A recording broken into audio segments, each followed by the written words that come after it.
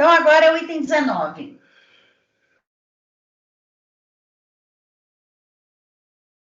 Já começou a transmissão, Patrícia? Sim, presidente, transmissão iniciada. Então tá. Doutor Pinheiro, por favor, item 19. Item 19, Maria Bonomi. Recurso voluntário contra acórdão que julgou procedente auto de infração de imposto de renda pessoa física no calendário 2003 por omissão de rendimentos do trabalho sem vínculo recebidos de pessoa jurídica, de aluguéis recebidos de pessoa jurídica e de pessoa física e multa isolada por falta de recolhimento de carnê-leão. Ele foi cientificado o auto de infração em 2/10/2007. Eu coloco aqui os tópicos da impugnação, transcrevo as emendas do acórdão de impugnação.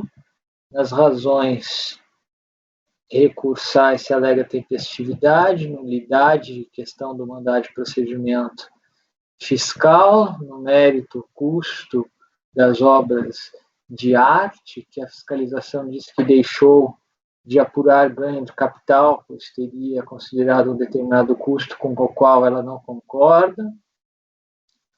Venda de imóveis e tributação de pessoa jurídica, que teria havido uma simulação. Ela não concorda. Sobre multa isolada também discorre. Eu resumi aí essas alegações para os senhores. Também se trata de Selic e sustentação oral é o relatório. Sobre admissibilidade intimada em 25/3/2009, interposto em 17/4/2009, tempestivo, preenchidos os requisitos, tomo conhecimento sobre a nulidade do mandado de procedimentos fiscal. A simples leitura dos autos revela que houve um único procedimento fiscal em face da recorrente, não havendo que se falar em um segundo exame. Daí aquela história de que ele é um mero instrumento de controle, não gera nulidade, a súmula CARF 171. No caso concreto, o lançamento é cientificado em 2/10, logo de plano, não se cogita de aplicação de 53 da medida provisória 449, sendo dispositivo não contemplado na Lei 11.941. Como bem ressaltado pelo voto condutor do acórdão de impugnação, a autoridade lançadora era competente para efetuar o lançamento, sendo todas as questões atinentes ao mandado de procedimento fiscal suscitadas pelo recorrente relevantes para a validade do lançamento de ofício. Impõe-se, portanto, a rejeição da preliminar de nulidade. Quanto ao vício de forma, são atinentes ao mérito as questões de ter havido ou não simulação, a significar ser ou não autuado titular dos aluguéis, de haver ou não indevida apuração do montante lançado pelo não abatimento de valores recolhidos da pessoa jurídica. Não há vício de forma, cesseamento de defesa em razão de autoridade lançadora e de a turma julgadora de primeira instância terem adotado o entendimento divergente do postulado pelo autuado, devendo as alegações da recorrente serem apreciadas em sede de emenda. Sobre o cerceamento de defesa, é relevante se a intimação assinou ou não prazo para recurso, uma vez que o recurso foi apresentado dentro do prazo legal. De qualquer forma, a intimação fixou expressamente o prazo de 30 dias para recurso. Eu transcrevo aqui da intimação. Acrescente-se que, abaixo do dispositivo analítico do acórdão de impugnação, não constou a ordem de intimação, embora tenha constado do penúltimo parágrafo do voto do relator. Tendo o órgão preparador efetuado a intimação do acórdão e não tendo havido qualquer prejuízo, considero que o posicionamento da ordem de intimação no corpo do voto do relator, acolhido por unanimidade pelo colegiado recorrido, não demanda saneamento, artigo 60 de 7235, rejeita-se a preliminar. Quanto à nulidade por interpretação benigna, o artigo 112 do CTN dispõe sobre a interpretação favorável ao acusado quando da aplicação de penalidade no contexto de dúvida, e não sobre validade ou não do lançamento de ofício do imposto suplementar e respectiva multa de ofício, que, no entender da autuada, estariam amparados em suposta interpretação duvidosa das operações praticadas pela contribuinte. Rejeita-se a preliminar. Custo das obras de arte. A autoridade lançadora ponderou que, em face dos documentos apresentados, dos dados coletados no sistema informatizado da Receita e da declaração de ajuste anual da contribuinte, não detectou acréscimo patrimonial descoberto, não tendo considerado, para tanto, o custo dos materiais empregados na produção das obras de arte do ano de 2003, uma vez não apresentadas as notas fiscais de compra e nem comprovado que tais despesas constassem das faturas dos cartões de crédito. O auto de infração versou sobre as seguintes infrações, que são aquelas que eu já mencionei, a 1, 2, 3 e 4. Eu transcrevo. Na impugnação, a recorrente postula que o custo das obras de arte deva ser considerado tendo sido gasto nos cartões de crédito. A decisão recorrida considerou a argumentação irrelevante, por não haver lançamento a título de acréscimo patrimonial a descoberto. Nas razões recursais, postula-se o reconhecimento do custo declarado em relação às obras de arte, pois, apesar de sua desconsideração ter afastado a configuração do acréscimo patrimonial descoberto, quando de uma venda futura das obras de arte haveria impacto no ganho de capital a ser apurado. Pela não apresentação de documentação hábil e idônea, a fiscalização não considerou o custo das obras de arte informado, concluindo pela ausência de acréscimo patrimonial descoberto. Diante das infrações imputadas no lançamento de ofício, essa questão é irrelevante, como bem asseverou o voto condutor do acórdão de impugnação. Não há efetivamente lide em relação à alegação de haver lide em razão de uma futura venda dos bens ser impactada por tal desconsideração incidental. Temos de ponderar que o fato gerador do imposto sobre o ganho de capital ainda não ocorreu. Enquanto não decaído o direito de autoridade administrativa a lançar o tributo devido a título de ganho de capital, caberá à autuada manter em boa guarda toda a documentação hábil e idônea a comprovar o custo de aquisição e a ser oportunamente declarado no demonstrativo da apuração dos ganhos de capital da declaração de ajuste anual do ano calendário da venda de cada uma das obras de arte.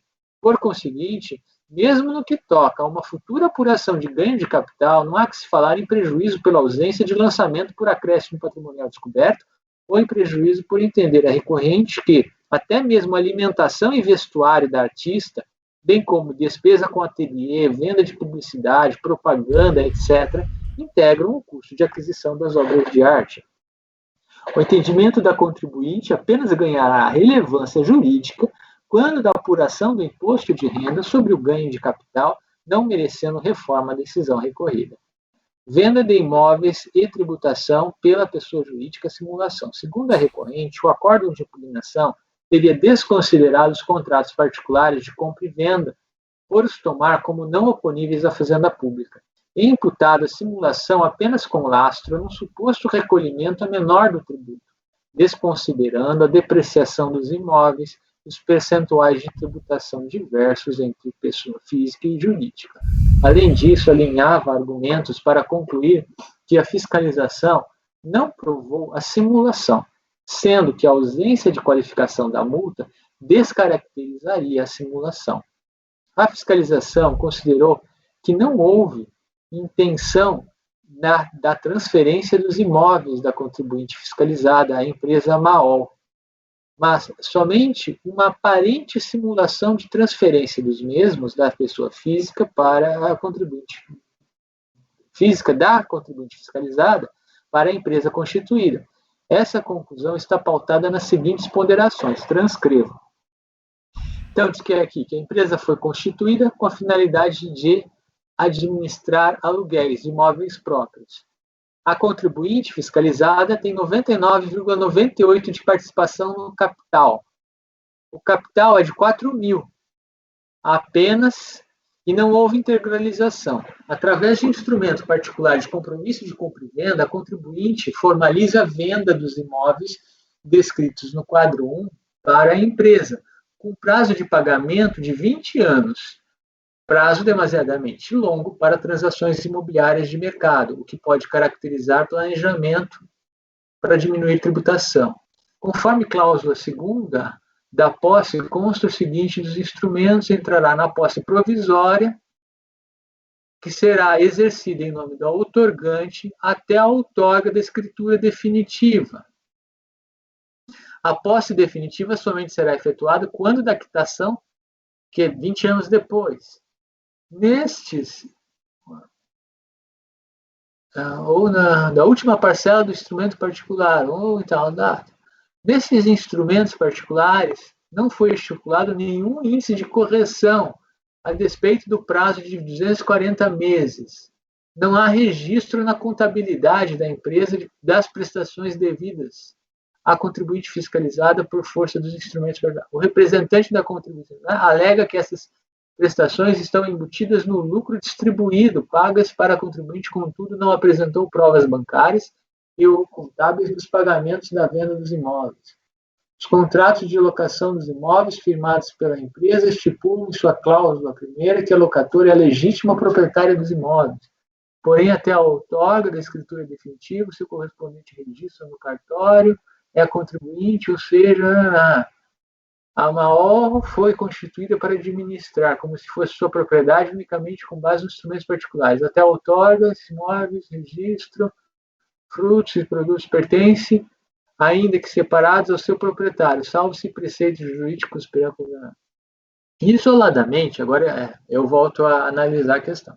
Isoladamente, o fato de a contribuinte deter 99,98% da participação do capital social de 4.000, atinente à empresa, seria irrelevante. Contudo, como verificamos, a fiscalização não se limitou a tal fato. Os contratos de locação firmados após os instrumentos particulares asseveram ser a MAO a proprietária dos imóveis. A impropriedade é manifesta, pois a empresa formalmente era apenas a possuidora direta em face do compromisso de venda e compra, e a validade do contrato de locação não está atrelada à propriedade. A posse provisória do imóvel por parte do compromissário comprador a pagar o preço a prazo é compatível com a natureza da operação, mantendo o compromissário vendedor a propriedade e a posse indireta. O fato de o valor do capital social de 4.000 não ter se alterado pode ser compreendido a partir do contexto de os imóveis não terem sido integralizados. Entretanto, os imóveis estão a ser negociados em condições estranhas ao que ordinariamente acontece no mercado, ou seja, o pagamento em 240 parcelas mensais, sem qualquer correção, conforme acordado nos instrumentos particulares de compromisso de venda e compra e outras avanças, a gerar um montante a ser pago consideravelmente inferior ao conjunto dos aluguéis gerados pelos próprios imóveis. Exemplifique-se. Então, o lucro gerado, o que resultava dos aluguéis, não só pagava, como sobrava um troco. Pagava as parcelas mensais. A escrituração contábil carreada aos autos com impugnação revela a contabilização de pagamentos mensais parciais, em regra no valor de 10.000 e 12.000, mas o recorrente não afastou a constatação da fiscalização de não ter sido apresentada a prova bancária, ou seja, prova da efetividade do pagamento das parcelas mensais. De qualquer forma, é evidente que a própria renda dos imóveis é utilizada para pagar as parcelas mensais e gerar os lucros, evidenciados no relatório de folhas tais. E isso se deve ao prazo para pagamento de 20 anos e sem qualquer previsão de correção das parcelas, circunstâncias estas manifestamente destoantes das transações imobiliárias de mercado, como bem destaca a fiscalização. Assim como com o capital social de 4.000, sendo 99,98% titular da contribuinte, a pessoa jurídica, por meio dos instrumentos particulares, passou a dispor de forma absolutamente artificial dos imóveis de propriedade da contribuinte, sendo nítida a ausência de um efetivo propósito negocial. Como ressalta o acórdão, é clara a redução artificial da carga tributária, sendo a ocultação da real titular dos rendimentos a efetiva causa da celebração dos compromissos de compra e venda, dos contratos e aditamentos de locação, a qualificar a empresa como proprietária dos imóveis e não gerar possuidora dos contratos e aditamentos de locação, a qualificar a empresa como proprietária dos imóveis e não mera possuidora direta e dos demais atos formalizados no mesmo sentido de ocultar a realidade, devendo nesse contexto ser consideradas eventuais depreciações. Portanto, não há como se negar que os fatos em questão revelam a formalização dissimulada de uma série de atos para ocultar, ainda que a autoridade lançadora não tenha os invocados para qualificar a multa de ofício.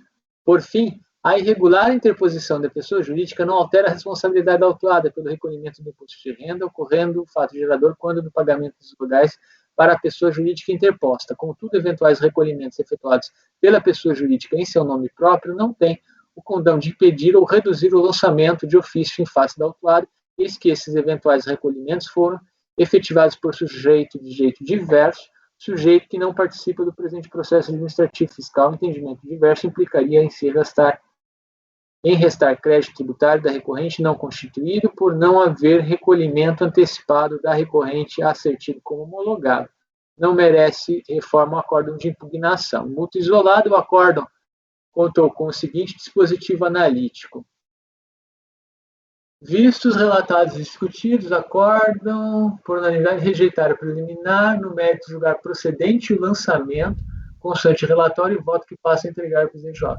No voto do relator, explicitou-se conhecimento da impugnação e a ressalva de não ter sido apresentada contestação expressa sobre a aplicação de multa isolada. Transcrevo. A impugnação foi apresentada dentro do prazo previsto no artigo 15. 70.235. Assim dela toma conhecimento. Registre-se ainda que o processo foi distribuído para julgamento em prioridade, em decorrência da contribuinte ter 600 anos. Inicialmente, convém relatar que a contribuinte não contestou a tributação de rendimentos omitidos que foram recebidos de pessoa jurídica, sem vínculo empregatício, bem como a aplicação de multas isolada, pela ausência de recolhimento na modalidade carnê-leão, e, portanto, sendo matéria não impugnada, deixarão de ser objeto de análise nos termos do artigo 17. A recorrente sustenta que houve contestação da matéria tida por não impugnada, pois considerou inexistente o auto de infração pelas razões expostas na impugnação, a atingir também a multa isolada.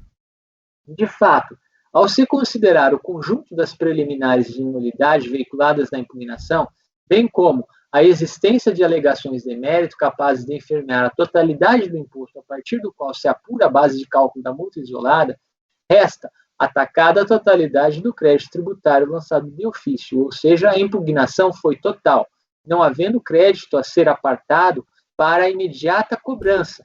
Em outras palavras, a multa isolada pode restar prejudicada de forma reflexa pelas alegações da recorrente, mas a multa isolada em si não foi contestada. Destarte, não houve alegações de mérito expressamente direcionadas à multa isolada. A argumentação nesse sentido foi trazida apenas nas razões recursais ao se afirmar a impossibilidade de aplicação das multas de ofício e multa isolada sobre uma mesma base de cálculo.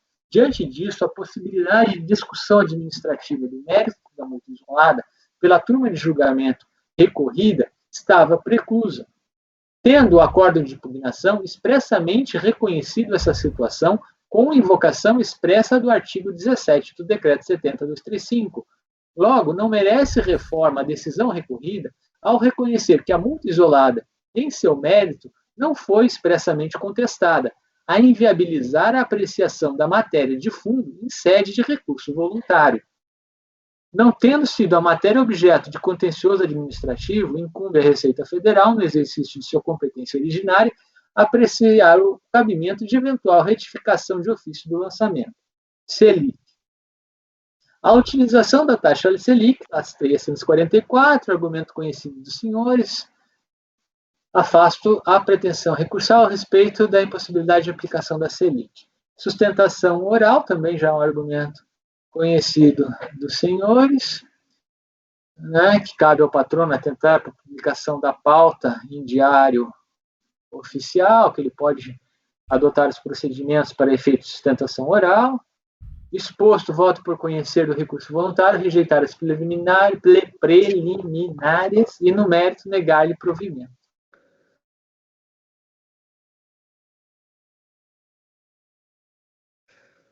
Se tiver perguntas, senão, Deus. Acompanho. Acompanho. Rodrigo? André? Gustavo? Acompanho. Eu só fiquei na dúvida aqui em relação ao aproveitamento do imposto pago para pessoa jurídica. Pela pessoa jurídica, creio que seja a mesma situação que voltamos na sessão anterior, né, da possibilidade do aproveitamento, porque aqui foi uma reclassificação de rendimentos, né? Teoricamente foi declarado pela pessoa jurídica e até lá paga o imposto de renda, né? Ele faz esse pedido? Faz. O doutor trata, né?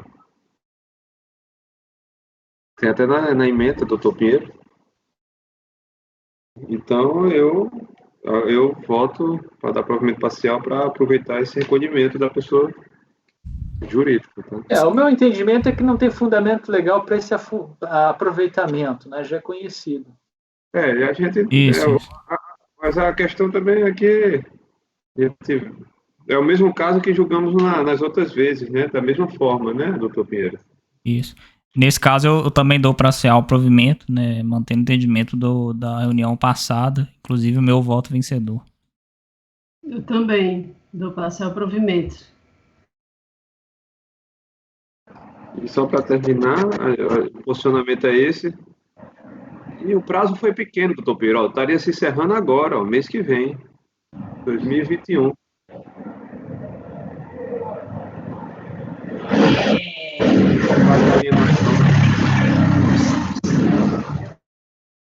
Fazer aqui a votação.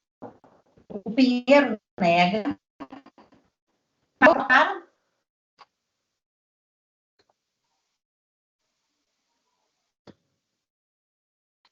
Matheus? Parcial provimento para considerar os recolhimentos feitos na pessoa jurídica. Parcial recurso voluntário para que sejam aproveitados Eu vou ler aqui igual está no os outro, recolhimentos. que fica mais fácil. Tá na sessão passada? Isso. Eu vou ler aqui. Tá na ata da sessão passada? Sim, o item 38 da Peraí que eu sessão vou buscar. passada. 38, peraí.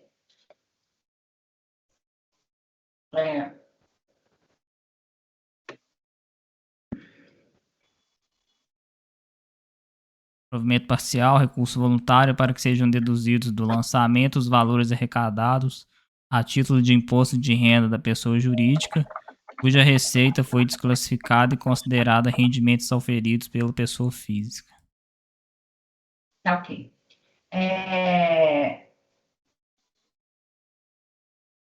Aí eu vou voltar no Rodrigo.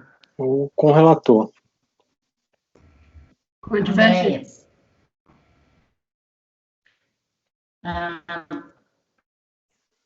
Gustavo.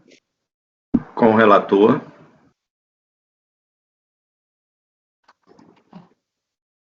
Com divergência. Raide também está com divergência. Boto. Também com divergência. Eu voto com o relator. Então, vai ficar o seguinte. Acordos no colegiado, por unanimidade de votos, rejeitar as preliminares. Por determinação do artigo 19E, em face do julgamento, dá provimento parcial do recurso voluntário para que sejam deduzidos do lançamento os valores arrecadados a título de imposto de renda das pessoas jurídicas, cuja receita foi desclassificada e considerada rendimentos auferidos pela pessoa física. Vencidos conselheiros Pinheiro, Rodrigo, Gustavo e Miriam, que negavam o provimento ao recurso. Isso aí eu faço, porque eu já tenho um certinho? voto. Isso. Designado para redigir o voto vencedor, o conselheiro Matheus. Ok. O próximo item da pauta é o 21. Doutora Andréia. Item 21. O lançamento trata do lançamento manual da declaração de saída definitiva do país, imposto de renda pessoa física, no calendário 2000. Em 14 de 4 de 2009 foi emitido o despacho decisório que procedeu à glosa da compensação do imposto pago no exterior, por falta de comprovação, resultando na inexistência, aqui é inexistência de imposto a restituir. O contribuinte tomou ciência do despacho decisório, apresentou sua defesa inicial, a DRJ julgou no sentido de considerar improcedente a manifestação apresentada, e no recurso voluntário, ele alega arguir a nulidade do despacho decisório em razão da falta de lançamento de ofício visando a retificação da declaração, alega que houve homologação tácita do procedimento de declaração em função do decurso do prazo decadencial de lançamento, assevera que entregou a declaração de saída definitiva do país a fim de comunicar formalmente que a partir de agosto de 2000 não deteria mais a condição de residente, afirma que até aquela data recebeu rendimentos tributáveis tanto no Brasil como nos Estados Unidos, declara que informou na sua declaração de saída definitiva o imposto pago no exterior, imposto devido internamente e saldo a restituir. Anexou o comprovante da folha de pagamento, onde estão indicados os valores retidos pela fonte pagadora, que tem domicílio em Nova York.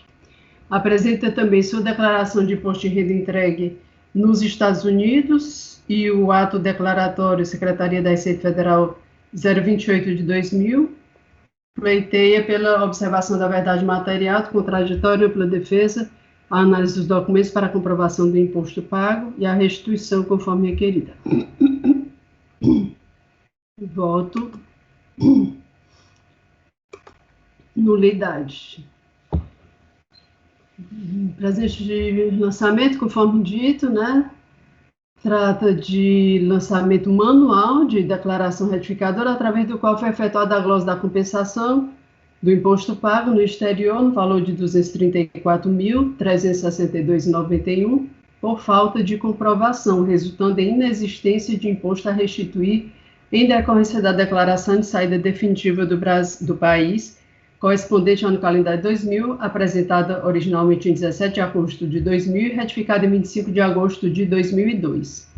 A declaração do contribuinte ficou retida na malha e em 21 de 10 de 2008, a Divisão de Fiscalização lavrou a intimação para o contribuinte apresentar os documentos nela especificados.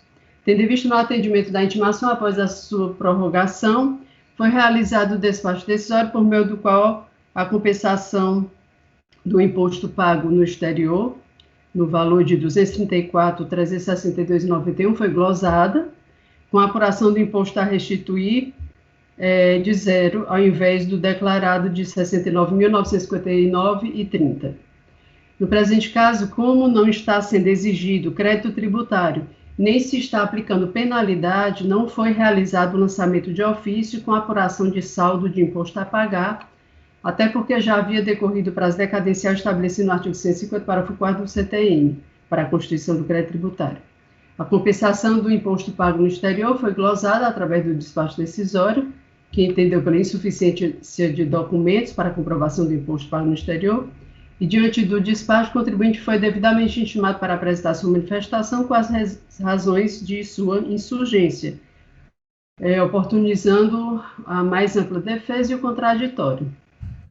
Eu cito aqui o artigo 59 do Decreto 70.235, assim tendo em vista que o despacho decisório foi exarado por autoridade competente e expôs os motivos pelos quais o direito creditório não foi reconhecido, com a abertura de prazo de 30 dias para a apresentação das alegações de defesa pelo contribuinte, não há que se falar em nulidade do procedimento administrativo. Dessa forma, eu rejeito a preliminar suscitada. Homologação tácita do procedimento de declaração em função do decurso do prazo decadencial de lançamento. Segundo o recorrente, a homologação tácita alcança todos os procedimentos adotados pelo contribuinte na apuração do montante a pagar. Tudo é homologado sem a possibilidade de revisão dos dados depois de decorrido o prazo decadencial, conforme dispõe o artigo 149, parágrafo único do CTN. Conforme visto, a declaração de saída definitiva do país, retificadora, de 2000, entregue em 2002, foi analisada através do despacho decisório em 2009. Conforme dispõe o artigo 156 do CTN, a decadência é uma das modalidades de extinção do crédito tributário. Por esse motivo, com o transcurso do prazo decadencial, o poder-dever de constituição do crédito tributário restaria fulminado pela decadência, ou seja, embora a planilha de cálculo, que está na folha 140, o valor do imposto devido seja superior ao imposto pago, considerado como comprovado pela autoridade fiscal, não haveria como constituir o crédito tributário relacionado ao respectivo saldo do imposto a pagar, tendo em vista já ter transcorrido o prazo decadencial nos termos estabelecidos no artigo 150 do CTN, que teve como consequência a inexistência de imposto a restituir. No entanto, o que se analisa no presente caso é o direito creditório relacionado ao montante apresentado na declaração como imposto pago no exterior, cabendo, por conseguinte, no âmbito desta análise, a verificação da certeza e liquidez do direito creditório a ser restituído, através do conjunto probatório apresentado pelo contribuinte. Não há formalização de lançamento de ofício visando a constituição de crédito tributário. Nesse diapasão, o reconhecimento do crédito em favor do contribuinte está condicionado à efetiva comprovação da certeza e liquidez do respectivo crédito pleiteado através de documentação hábil e idônea.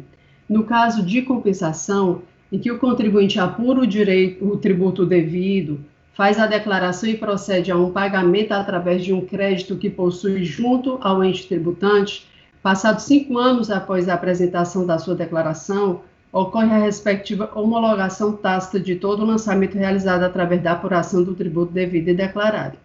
Por outro lado, o pedido de restituição, embora também diga respeito a um direito creditório, é independente de um lançamento atrelado a uma compensação e requer necessariamente pronunciamento do fisco, não cabendo nesse caso a homologação tácita. Oportuno trazer à colação, apenas a título de esclarecimento, acerca da diferenciação dos institutos da compensação e da restituição para fins da homologação tácita da conduta do contribuinte, trechos da decisão proferida no acórdão de relatoria da conselheira Maria Inês Caldeira Pereira da Silva, em 2015. Eu trago aqui e destaco que o que fala sobre o pedido de restituição. O pedido de restituição não pode ser confundido com o pedido de compensação, muito embora em ambos os casos esteja a se tratar de direito a um crédito tributário. A compensação está sempre atrelada a um lançamento, por isso a ela se aplica o prazo decadencial de 5 anos previsto no CTN. O pedido de restituição não, ele é independente de qualquer lançamento, quando não atrelado a um pedido de compensação e requer necessariamente o pronunciamento do fisco. Embora o fisco deva nortear seus atos, observando a eficiência e a celeridade, pois sua ação deve preservar os interesses públicos, os interesses de todos nós cidadãos, nada o impede de, quase 6 anos após o pedido de restituição formulado pela recorrente, indeferi-lo por não vislumbrar o direito pleiteado. Não há a homologação tácita nesse pedido, porquanto não ocorre qualquer lançamento que enseja a aplicação do artigo 150, parágrafo 4º do CTN, como defende o recorrente. Não há previsão legal para essa homologação. Trago também aqui outro excerto de um acórdão de 2021, da conselheira Débora Fófano, que também destaca no mesmo sentido também. E o que foi concluído também pela DRJ, eu trago aqui. Dessa forma, não merece acolhimento o argumento de que teria ocorrido uma homologação tácita do pedido de restituição, pois decorridos mais 5 anos do pedido de tal pedido. Com relação ao mérito, a declaração do contribuinte ficou retida em malha e em 21 de 10 de 2008, a Divisão de Fiscalização lavrou a intimação de folha 128/129 para o contribuinte apresentar os documentos nela especificados. Tendo em vista no atendimento à intimação, após o contribuinte apresentar a petição, em que esclarece se tratar de documentos bem antigos e exigidos fora do prazo decadencial para a guarda de documentos, foi realizado o despacho decisório, por meio do qual a compensação do imposto pago no exterior, no total de R$ 234.362,91, foi glosada com a apuração do imposto a restituir zero. A decisão de piso julgou improcedente a impugnação apresentada pelo contribuinte com a manutenção da glosa por não ter sido comprovado o valor declarado como imposto pago no exterior. Mantém-se a glosa, uma vez não comprovado o valor declarado como imposto pago no exterior. Em seu recurso voluntário, o recorrente assevera que entregou a declaração de saída definitiva do país a fim de comunicar formalmente que, a partir de agosto de 2000, não deteria mais a condição de residente, porém, até aquela data, recebeu rendimentos tributáveis tanto no Brasil quanto nos Estados Unidos. Dessa forma, informou o imposto pago no exterior, imposto devido internamente e o saldo a restituir. Afirma que há comprovação de recolhimento de imposto no exterior e, para tanto, traz o comprovante da folha de pagamento, o qual indica, no período compreendido entre janeiro a julho de 2000, condição de residente no Brasil, foi retido pela fonte pagadora, domicílio em Nova York, o valor de 130.998,35 dólares, o qual, após a conversão, equivale a 234.362,91, conforme planilha que transcreve da seguinte forma eu trago aqui. Apresenta também, como recurso voluntário, a declaração de imposto de renda entregue nos Estados Unidos, bem como o ato declaratório da Receita Federal 28 de 2000. Assevera que o presente processo envolve documentos de dificílima obtenção, muito antigos, relativos ao período de 99, produzidos fora do país, pleiteia, em observação da verdade material, do contraditório e da ampla defesa, a análise dos documentos para comprovação do imposto pago e a restituição conforme requerida. Conforme se verifica do despacho decisório, a motivação da glosa do imposto pago no exterior foi não ter elementos suficientes para a verificação dos rendimentos recebidos e do imposto de renda federal pago no exterior, relativos aos meses de janeiro a julho de 2000, e eu trago aqui o que diz o despacho. Com relação à apresentação de provas, o decreto 70235 de 72 estabelece em seu artigo 16 que a prova documental será apresentada na impugnação, precluindo o direito de um impugnante fazê-lo em outro momento processual, a menos que fique demonstrada a impossibilidade de sua apresentação oportuna, por motivo de força maior, refira-se a fato ou direito superveniente, destine-se a contrapor fatos ou razões posteriormente trazidas aos autos. Dessa forma, diante dos fatos narrados, por se tratar de análise de direito creditório de mais de 7 anos depois da apresentação da declaração retificadora, e em face da documentação apresentada relacionada aos pagamentos de imposto no exterior, entendo, em face da verdade material, e tendo em vista a configuração do disposto no artigo 16, parágrafo 4, inciso A, do Decreto 70235, que o processo deve retornar para a unidade de origem responsável para verificação do direito creditório do contribuinte, com base em toda a documentação apresentada. Dessa forma, proferir novo despacho decisório, com base nos novos elementos juntados aos autos. Então, ante o exposto, conheço o recurso voluntário e dou-lhe parcial provimento para anular a decisão proferida pela delegacia de julgamento e determinar o retorno dos autos à unidade de origem para que se proceda a nova análise do direito creditório do contribuinte em face da documentação apresentada. Na verdade, o que você está falando é o despacho decisório lá atrás, né? Você quer que volta no primeiro momento. Eu não estou anulando, até porque na preliminar de nulidade eu descartei, né? Eu não estou anulando. Não tem nulidade, ele não apresentou os documentos. Ele apresentou alguns documentos. Ele provou que o despacho decisório está correto. Naquele momento de emissão do despacho decisório, não haviam sido apresentados os documentos, apesar de intimado. Ele está fazendo prova dos pressupostos de fato e de direito da decisão do despacho decisório. Ele não é nulo.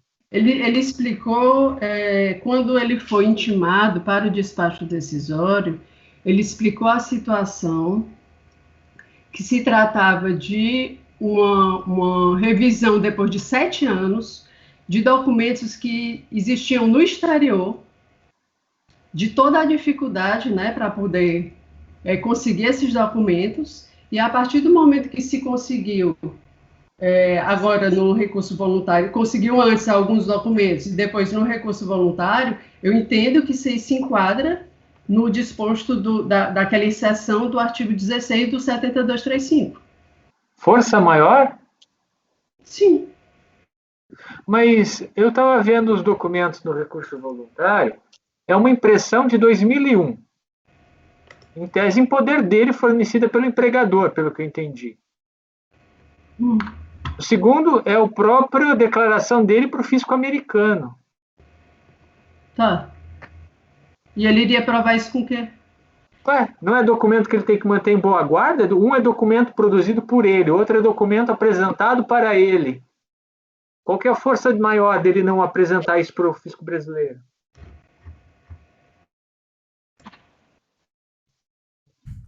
E daí depois vem uma tabela que eu não entendi muito bem do que se trata.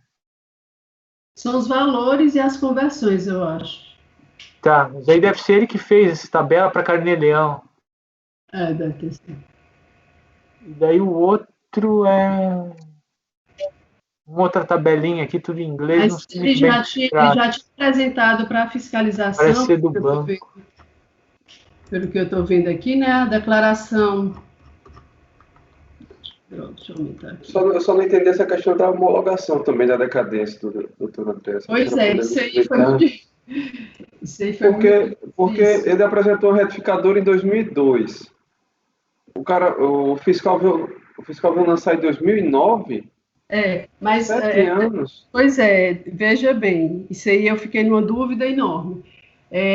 O fiscal ele não lançou o tributo devido, ele entendeu que existia sim um tributo devido e não fez o lançamento. Com relação a isso, decaiu o direito da fiscalização de fazê-lo, certo? Mas com relação à restituição, pelo que foi difícil, eu estudei e o direito à restituição, ele tem a fiscalização, pode sim verificar a documentação e tudo. Sim, diga, doutor Pedro. A leitura não é que a declaração veicula um pedido de restituição que demanda apreciação? E é esse pedido veiculado na declaração é que foi indeferido. E para indeferir o pedido, por despacho decisório, não tem prazo. Então quer dizer que eu faço uma declaração hoje, tá? Aí vamos dizer que fica lá, eu não verifico o ECAC, fica lá em malha, não recebo. Uma declaração normal, só que no lugar do imposto a pagar, o imposto a restituir. E o fiscal só vem, daqui a 20 anos ele vem e vem fazendo despacho decisório e dizer, não, você não tem direito à restituição. Ao invés de dali 20 anos do... depositar na conta. Depois de 20 anos ele pode ou depositar na conta ou emitir um despacho decisório. A lógica que está por trás da decisão do doutor André é essa. E das decisões aqui que ela cita. Eu teria que pensar um pouquinho, né? Eu tenho que ver. E foi muito difícil. Eu cheguei nessa conclusão depois de eu verificar várias coisas. Até então, porque o lançamento por quando não tem prazo é o contencioso, né? Mas aí que tá. A mera declaração não é o contencioso. Imagina que o contribuinte faça um pedido de restituição. Tem um prazo de 5 anos para apreciar o pedido de restituição? A rigor não tem prazo, né? E quando se indefere um pedido de restituição, não se faz um lançamento para indeferir o pedido de restituição.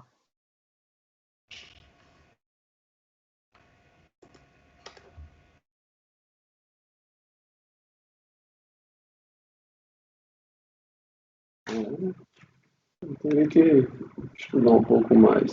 Se quiser, assim, se quiser estudar mais, isso aí agora é... Não, mas de toda forma tem que ter a questão dos documentos aí, né? Tem um próprio mérito, né? Tem sim. Isso ali,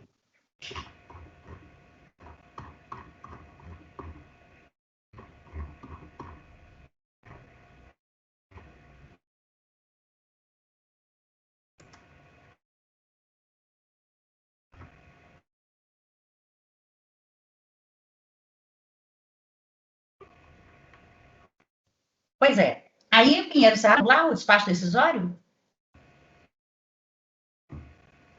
Não cabe nulidade. Os Oi? pressupostos de fato, não cabe nulidade. Os pressupostos de fato e de direito dele correspondem à realidade. Gente.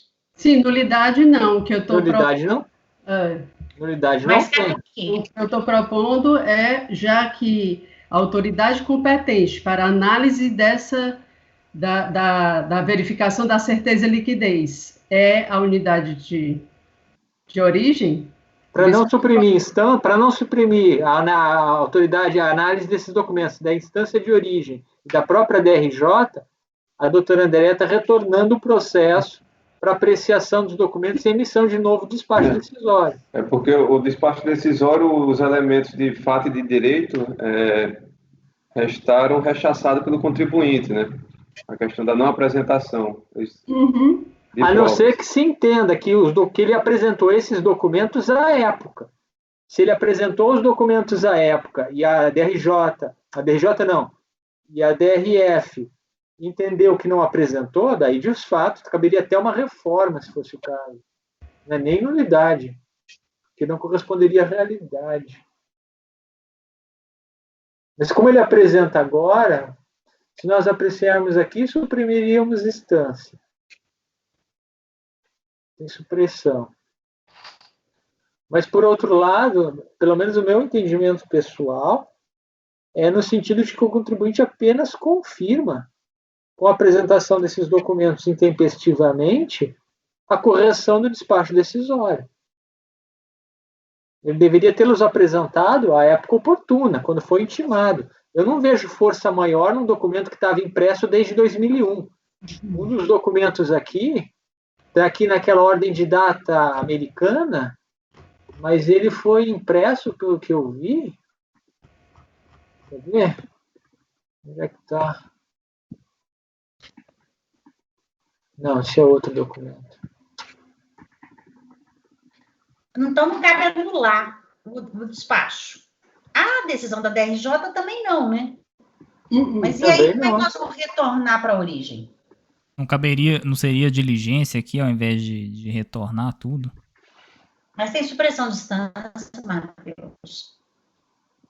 Aqui, foi dia 16 de janeiro de 2001. O documento estava impresso desde essa data. Eu tive um seguinte, no passado, que eu entrei no mérito e acabei deferindo a restituição.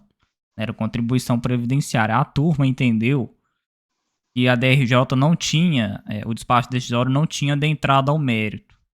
E as premissas invocadas lá à época estariam equivocadas. E aí foi determinada a anulação da decisão recorrida do despacho. Aqui, de fato, existe uma questão que foi analisada ao mérito, mas não tinha esses documentos.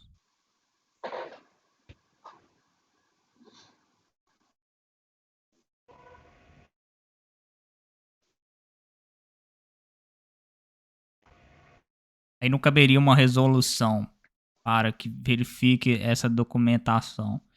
E aí, entendendo que está ok, defere ou indefere a restituição? Uma resolução para quê? Seria transformar o voto aqui, na verdade, em uma resolução para... Aí a autoridade que irá executar a resolução que vai determinar o procedimento, né? Porque, na realidade, o procedimento, ao retornar para a unidade de origem, para um novo despacho, né? Para seguir o procedimento, ela vai lá dizer, não, esses documentos aqui não são suficientes, caberia você trazer a prova do efetivo dispêndio, algo do tipo, a prova de... Aí sim... E ele não vai poder recorrer dessa decisão para a DRJ. Exatamente, então tem que voltar, né?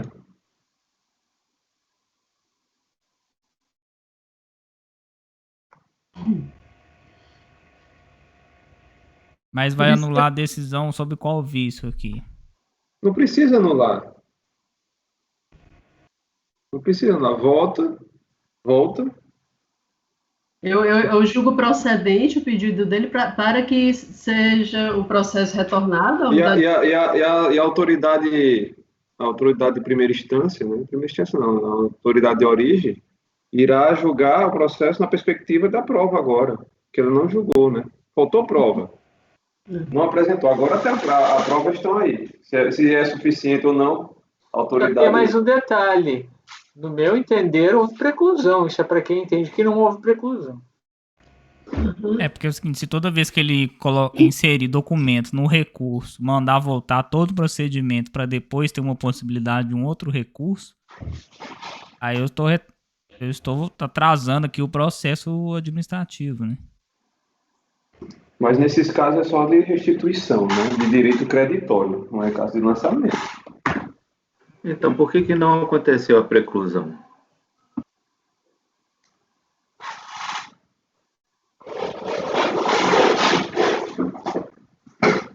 Pode ser interpretado aqui que foi um complemento de prova, e aí tudo bem. São provas.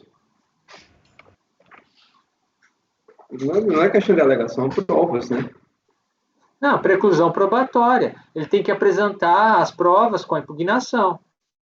Por que não aconteceu a preclusão, né? Ele falou, ele até A fez... doutora Andréia entende que não ocorreu a preclusão por causa da força maior, que ele foi impedido de apresentar documentos que era obrigação dele, dever dele, de manter em boa guarda. E ele explicou isso lá para a unidade de origem.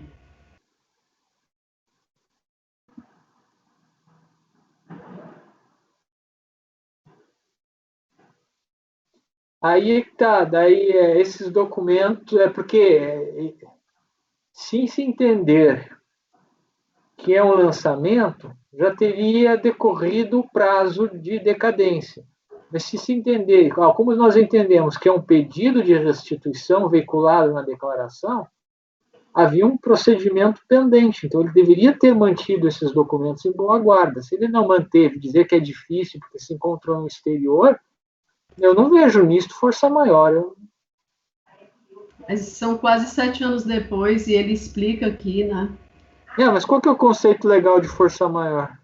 Não é esse.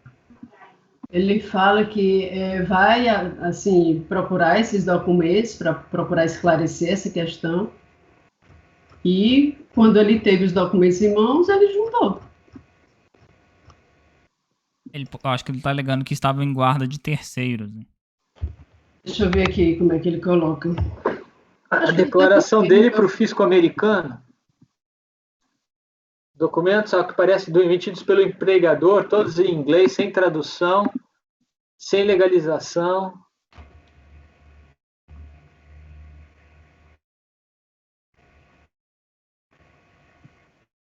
Tinha que ter arrumado isso antes.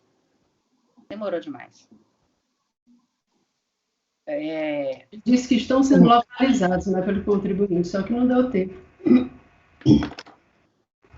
Pois mas se ele já declara isso, ele já tinha que ter isso em mãos desde o momento que ele fez a declaração de imposto de renda dele. Sim. Eu acho Para poder declarar, ele tem que ter os documentos, mantém boa guarda. Até obter a restituição.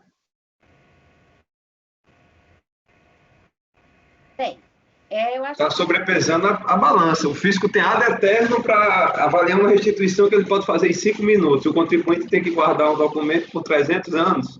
Não, ele declarou na declaração dele. Quando eu declaro faço a minha declaração de imposto, os documentos ficam juntos com mas o fiscal só foi lá depois de 7 anos, 8 anos, no caso.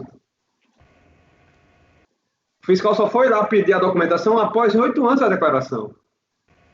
Não foi 1 mês, 2 meses, 1 ano, 2 anos, 3, 4, 5 anos, não. Foram 7, 8 anos após. Então, o fisco tem ad eterno para avaliar, para depois vir e pedir, realmente, tem que ter a guarda, mas ele vai e traz agora. Só, no momento que da fiscalização, da impugnação, ele não tinha. Por algum motivo ele não tinha, mas ele chegou agora e teve, e está aqui a documentação. Se é necessário, não consegui nem abrir o processo, avalie os documentos. Na avaliação da relatora, na avaliação da relatora, os documentos são, de certo modo, provam que houve o pagamento de tributo no exterior. Tem tradução? Por isso que Ou foi só apresentado em inglês? Não, que é a apresentação e juntamente com o documento de saída dele, né, que confirma isso aí. Não, mas os documentos não estão todos em inglês? Aham. Não estou conseguindo nem acessar o e-processo. O Não, VPN, eu na verdade. já estou no celular, já deu para anotar. Eles estão em inglês, né? Estão junto com o recurso voluntário, né? Depois do recurso. Isso. Então, depois do recurso. Sim, então, no mínimo, ele tinha que trazer o documento traduzido. É complicado isso. Mas se tem a declaração de saída e se tem a confirmação desse documento, se o principal que a fiscalização pediu foi a comprovação da retenção, eu acho que tem a documentação aí para poder ser avaliada. Bom, o seu voto é para quê? Determinar o retorno dos autos à unidade de origem para proferir novo despacho decisório com base na documentação apresentada juntamente com o recurso? Eu só não sei se eu deixo esse anular a decisão da delegacia de julgamento e determinar o retorno, porque depois disso, depois dessa baixa para a unidade de origem, ele vai ter direito à decisão da DRJ? É uma nova decisão também. Tudo novo. Novo despacho decisório, novo acordo RJ, novo recurso. Eu complemento aqui, proferindo o novo despacho decisório com a oportunidade do contribuinte à prestação ou manifestação de inconformidade. No meu modo de pensar, não precisa complementar, não. Isso é inerente. É a consequência lógica. Mas acontece que aqui, nós estamos agora dando a ele oportunidade ad eterno, né? Inverteu, né? Porque agora ele que está com esse ad eterno que o Raíde disse, né? Sendo que quem deu causa foi ele. Olha só que situação. Que na verdade ele não mostrou aqui que a força maior ou que ele ficou impedido de apresentar o documento, né? Ou que ele requereu lá nos Estados Unidos o documento e não obteve, ou que ficou retido no fisco americano.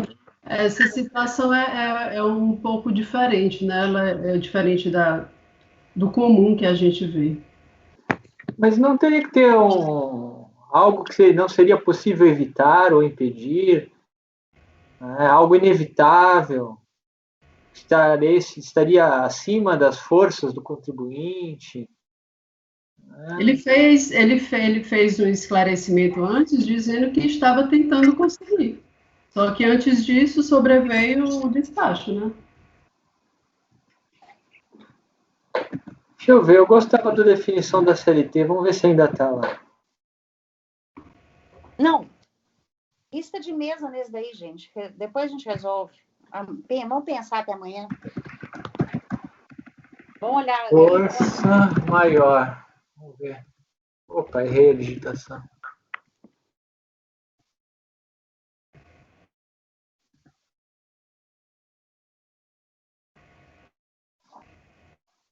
Até a vista de mesa.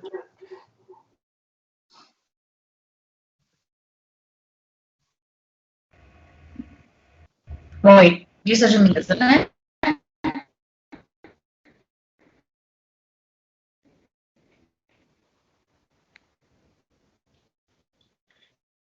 Estão me ouvindo, gente? Caiu e agora retornou picando, tá difícil ouvir. Vista de mesa, né? Vista de mesa nesse daí. Ok. Até amanhã a gente amadurece. Não sei o que fazer com isso. É porque eu estou entrando pelo celular, mas o celular está esquentando. Eu estou com medo de começar a ler meus votos e ele dá aquele problema que ele deu aquela hora. Eu não sei por que ele está esquentando. Vamos tentar por aqui. Se tiver ruim, vocês me avisem, por favor. Tá bom?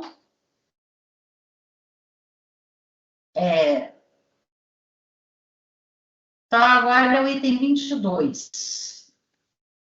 Estão aí? Dá um ok para mim, por favor, vocês estão me ouvindo? Sim, perfeito. Sim, senhor. Estamos ouvindo. Beleza, ótimo, obrigada. Item 22. Aqui, esse Fábio, eu nem vou ler tudo para vocês, porque ele desistiu do recurso. A única coisa que ele continuou questionando foi a multa isolada. Então, eu já passo direto no final do relatório. Então, ele fala o seguinte, aí eu vou citando, falo o que aconteceu, como se eu estivesse relatando, tudo normal, aí no final eu vejo que ele juntou um requerimento de desistência parcial do recurso, afirmando o recorrente que incluiu parte do crédito em parcelamento, exceto quanto à multa isolada, que foi exigida em concomitância com a multa punitiva. Ou seja, o recurso se mantém só por causa disso. E aí, no voto, é aquilo que a gente já sabe, que não cabe a concomitância, né? Porque o período aqui é de 2005.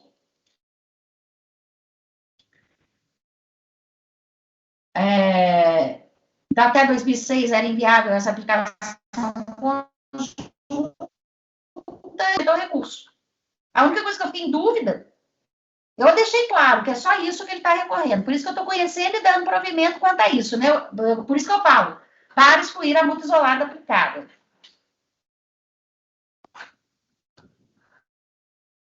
A questão era se eu daria conhecimento parcial só quanto a isso e dava provimento. Mas eu acho que tá claro. Mesmo porque se ele já parcelou o resto, não tem nem como multar. Eu costumo conhecer parcialmente porque ele desistiu. Eu sei, foi o que você fez nesse tarcado que a gente ficou, lembra? Mas se ele desistiu, já está claro que isso aí não tem recurso mais. Eu deixei claro que ele desistiu, mantendo-se o recurso somente quanto à multa isolada. Foi o meu raciocínio à época, mas Isso. Tudo bem. acompanha os demais, no sentido de... Não, a gente acompanha para não dar problema, mas eu acho que não. Está claro no relatório que é isso. Em seguida, sim. Oi? É multa isolada mesmo? A senhora verificou o lançamento? Sim. Não, o lançamento tem outras coisas, não é só multa isolada, não. Não, mas a multa isolada, ela tem por base de cálculo o mesmo já lançado da multa de ofício. É o caso de concomitância. Sim, concomitância. Porque no voto aqui não tem essa explicitação, está implícito. Acho que eu não me preocupei com isso, de falar, né? Eu normalmente falo que a inflação é a mesma base de cálculo da inflação 001, quando tem... Não, isso olha o primeiro parágrafo. No primeiro parágrafo. Relativamente aos fatos, é inviável a imposição de multa isolada, em conjunto, sobre imposto de renda, dada a ausência. Mas aqui é o discurso em tese, não está pontuando no caso concreto. É isso que eu estava dizendo. No caso concreto, se subsume essa hipótese. A senhora diz.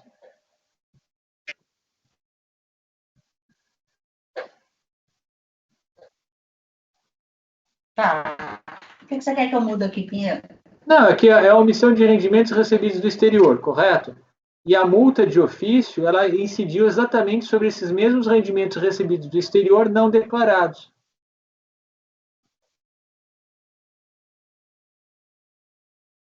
Uhum.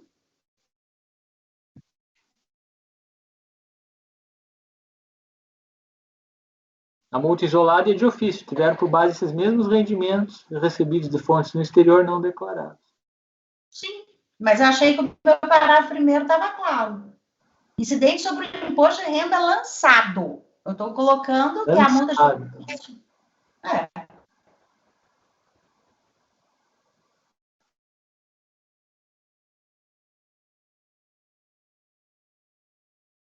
Em conjunto com a multa incidente sobre o imposto de renda lançado. Lançado presente de auto-infração. Como ocorreu no caso concreto, alguma coisa assim. Que tiver. Eu normalmente desenvolvo mais para evidenciar que o caso concreto está me ouvindo, nessa... pessoal? Nossa. Mas, enfim. O que você quer?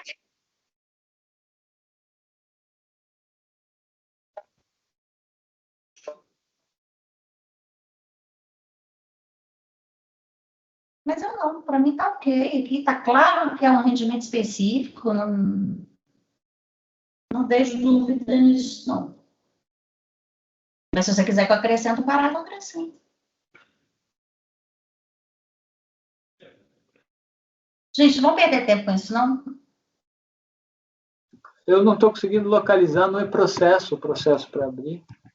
Eu Engraçado. não consigo abrir, estou sem internet direito aqui, não Eu não estou consigo conseguindo abrir o e-processo. Tem alguma coisa errada com o número, eu acho. Eu não tô conseguindo abrir Ele não também, está não. Tá fora do localizando. ar. Está fora do ar? Pelo Ah, menos tá pra errado o mim. número do programa. Não estou conseguindo abrir. 2647. 2647, tá errado mesmo o número. 10.830.006403. 2647. Obrigada. Ai, que bom. Graças a Deus. Gente, eu vou sair, que eu vou entrar aqui, vou mudar a rede aqui, que meu filho informou que agora que a minha internet voltou. Tá? Só um minuto.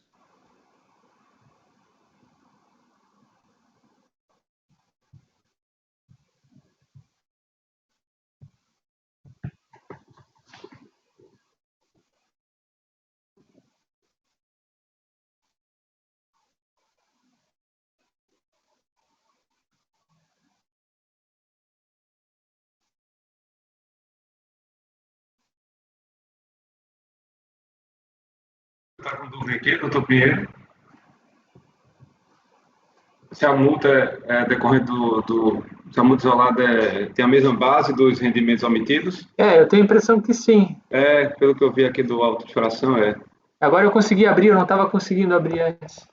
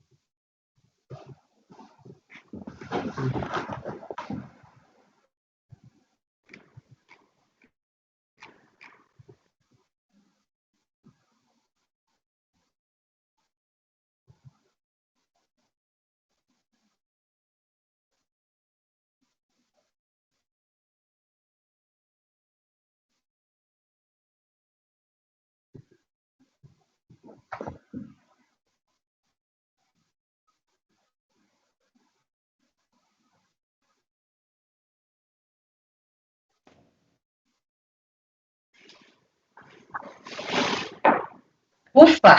Agora sim, né? Acho que agora não quer mais, não. Agora tá bom o sinal, não tá? Que alívio. Rompeu o cabo de fibra ótica lá na rua. Eles tiveram que fazer substituição. Tá. Nossa. Fez toda a diferença, hein, né? Sim. Graças a Deus. Então, você viu aí que você queria ver, Pinheiro? Eu vi, é a mesma base, sim. Podemos votar? Não tinha como errar, porque era o mesmo faturar. É uma coisa só, não teve outras coisas. Vamos lá. Então, no mérito dar provimento, eu estou deixando claro que é para excluir a multa isolada, só para não deixar. Não estou escrevendo só dar provimento por causa da questão porque é só isso que está sendo julgado. Acompanhe o voto do relator. Acompanhe. Acompanho. Acompanho. Acompanhe. Acompanho. Acompanho.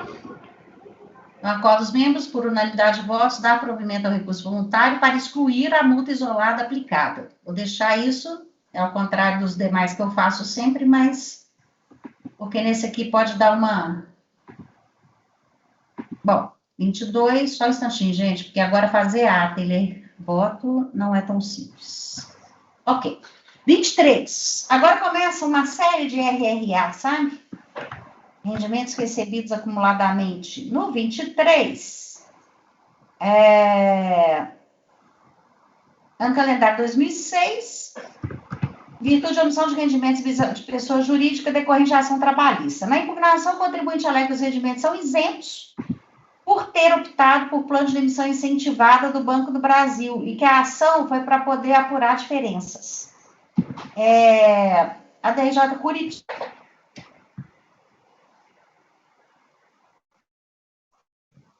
Estado apresentou recurso. Tá ok, gente? Acho que ainda vai ter algumas instabilidades aqui. Deu uma cortada, mas está aí. Informa que a ação do trabalho se refere a período de janeiro de 91 a julho de 2005, que informou na DA os valores recebidos, FGTS e outros, como valores isentos. Alega conforme jurisprudência, os tribunais entendem que os contribuintes estavam sofrendo penalização em excesso. É a questão do RRA. Aduz que sobre os valores não incide tributação conforme demonstrativo em anexo. Requer a anulação da pretensão fiscal. O contribuinte anexou o recurso à petição inicial da ação trabalhista, documento informativo que os rendimentos se referem a 55 meses e que, se a apuração for mensal, o rendimento é isento. Aparentemente, ele utilizou o PGD 2015 para simular seus cálculos. Bem, então, eu conheço o recurso. Mérito. O sujeito passivo afirma que os rendimentos decorrentes da ação trabalhista são isentos, contudo, não traz prova de suas afirmações. Pelo contrário, na petição inicial juntada aos autos, verifica-se que a reclamação principal era a remuneração pelas horas extras e reflexos. Valores recebidos a título de horas extras têm caráter remuneratório e estão sujeitos à incidência do imposto de renda. Não foi juntado aos autos nenhum documento relativo à decisão judicial, nem qualquer discriminação sobre os valores recebidos, a que título foram, se, de fato, constituem parcelas indenizatórias, como alega o recorrente, ou parcelas remuneratórias. Sendo assim, não há como acolher o argumento de que os rendimentos recebidos são isentos. Por outro lado, o recorrente tece argumentos no sentido da apuração mensal do imposto sobre os valores recebidos acumuladamente, não pelo valor total. E aí, aquele padrão da decisão do STF, que mandou fazer a apuração mensal. Sendo assim, deve ser adotado esse entendimento do STF para o cálculo do imposto de renda incidente sobre os RRA, decorrente da ação judicial no calendário de 2006, deve-se considerar as tabelas e alíquotas das épocas próprias. Ante exposto, voto por conhecer do recurso voluntário no mérito da provimento parcial para determinar o cálculo pelo regime de competência. É isso. Acompanha, relator. Acompanho. Acompanho. Acompanho. Acompanho. Relatora. Também acompanho. Então, ok. E aí, 24, arcanjo. Esse aqui eu acho que dá um pouquinho mais de trabalho. Vamos ver. Dá. Também é RRA, imposto por hectare, crescido de juros e multa, em virtude de omissão de rendimento recebido acumuladamente, ano calendário é 2007, ação trabalhista. Na impugnação, o contribuinte alega que os rendimentos foram tributados obedecendo ao mês da competência que se referiam, e que os descontos devem ser feitos conforme definido pelo juiz. Diz que errou na declaração e devia ter informado os rendimentos que declarou como isentos como tributação exclusiva definitiva na fonte. Aduz ser não tributável a verba recebida relativa a período estabilitário e juros. DRJ Curitiba julgou procedente em parte a impugnação. Consta do acordo de impugnação que foram excluídos da base de cálculo do lançamento o valor dos juros de mora. Aqui a DRJ já se antecipou ao STF, né? Excluiu os juros de mora. Certificado de lançamento apresentou recurso. Preliminarmente, alega prescrição, pede o reconhecimento da hipótese prevista no artigo 24 da Lei 11.457. Porque demorou há mais de um ano. Afirma que ocorreu coisa julgada, uma vez que o juiz decidiu como deveria ocorrer a tributação pelo imposto de renda com a apuração mensal. Como essa decisão foi prolatada em 2002, ocorreu a preclusão. Entende que é de competência do juiz de trabalho calcular o imposto de renda e determinar seu recolhimento. Cita uma lei, dessa forma, seja em face da coisa julgada, seja em decorrência da preclusão, imperativa a nulidade do lançamento. Argumenta que o lançamento apurou imposto o valor global recebido, sem verificar as parcelas nitidamente não tributáveis, indenização do período estabilitário, multa por litigância de má-fé e juros moratórios. Os valores relativos aos juros foram excluídos pela decisão recorrida. Afirma que o imposto devido, conforme calculado pelo juízo, já foi recolhido.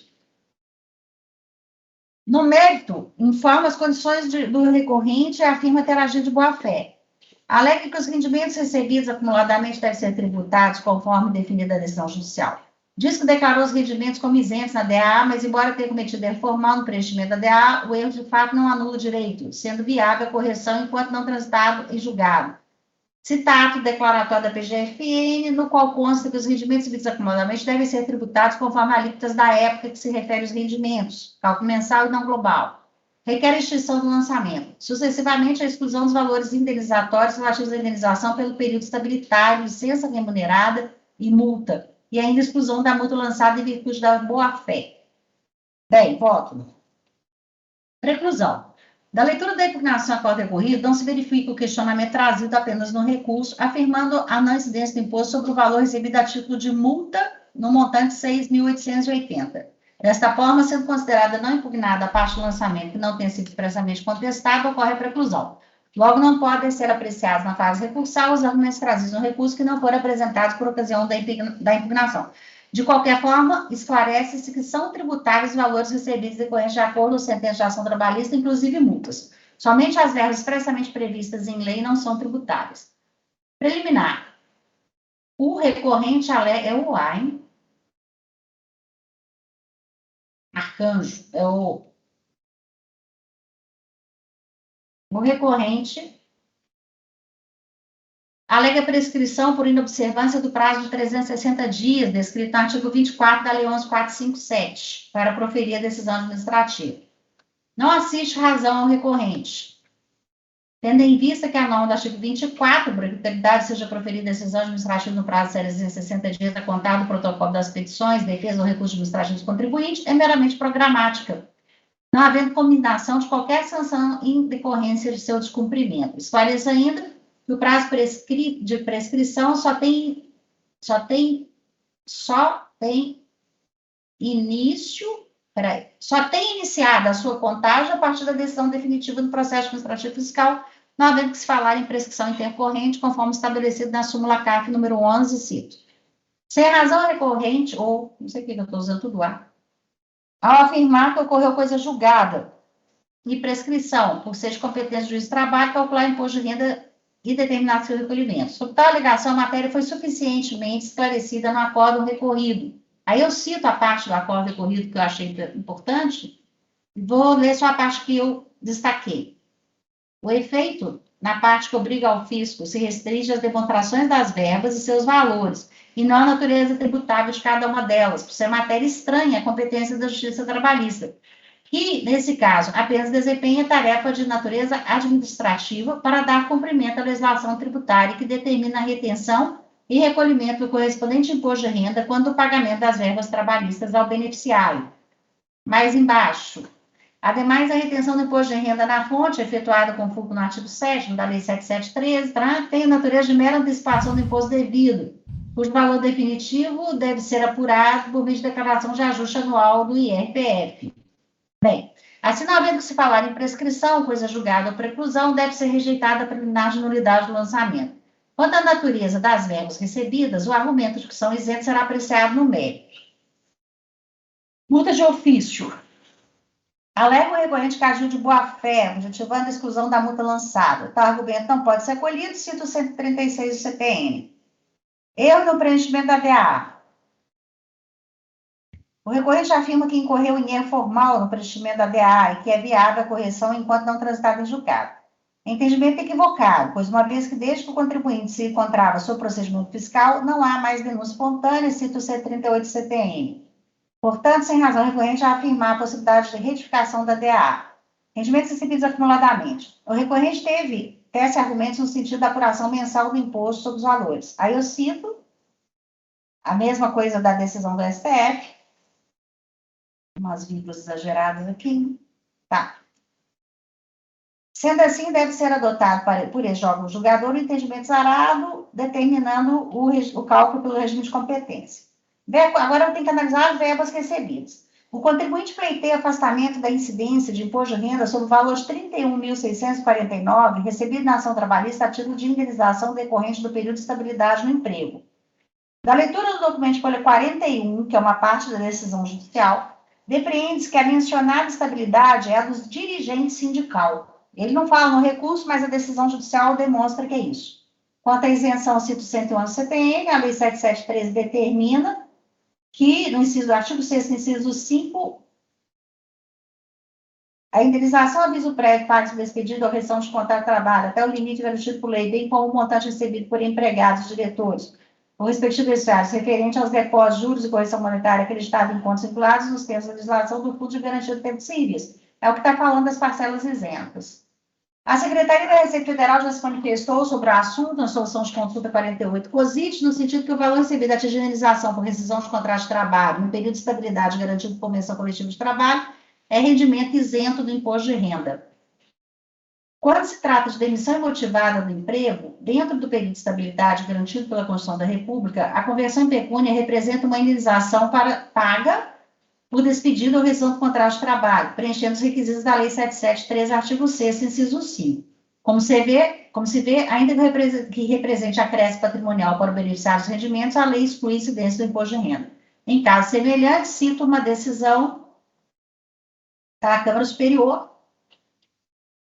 Então, logo deve ser excluído da base de cálculo do imposto apurado o valor de R$ 31.649 recebido na ação trabalhista a título de indenização decorrente do período de estabilidade no emprego.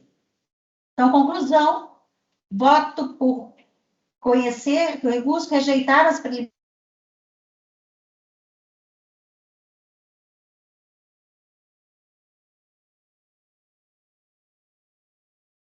Não, acho que a internet deu pau. Cortou, né? Estouraram a fibra óptica de novo.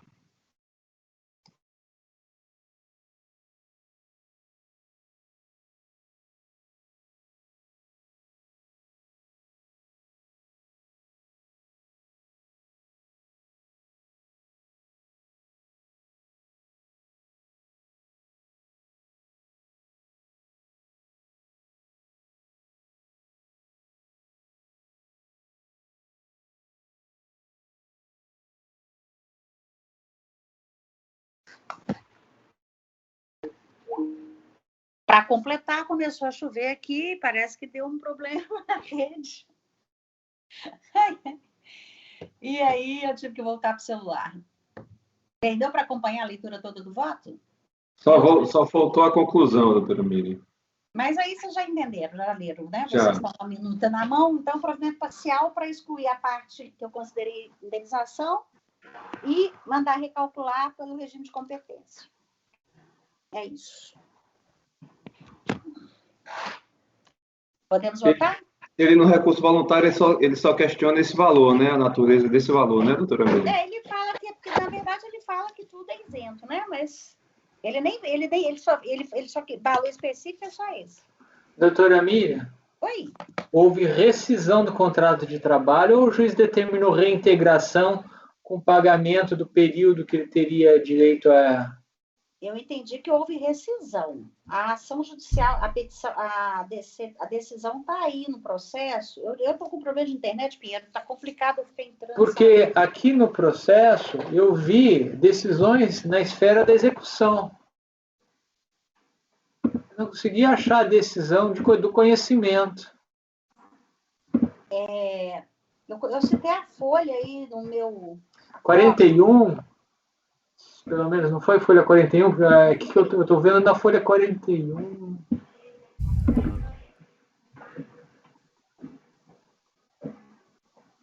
Folha 41, isso mesmo. Que aqui é cálculos de liquidação. As partes do órgão previdenciário foram intimados para impugnação e manifestação sob pena de preclusão. Já está na liquidação. Aqui fala em... Cadê?